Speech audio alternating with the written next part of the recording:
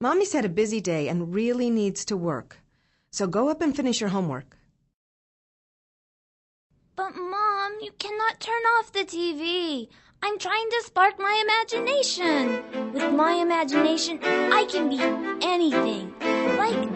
Like a knight slaying a dragon! A night? If you don't do your work, it will be more like night shift, digging some roadside construction ditch. Never, never, never. That won't happen to me, because I can be a cool space marine. Conquering Pluto or Neptune?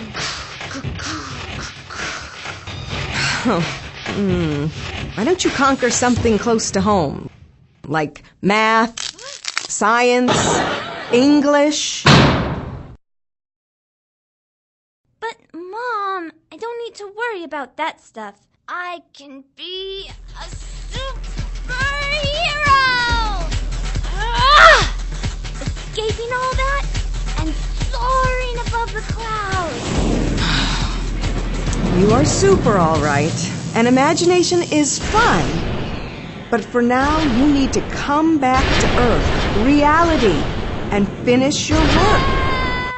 Okay, Mom, I'll go do my homework. Stupid homework. With imagination, I can be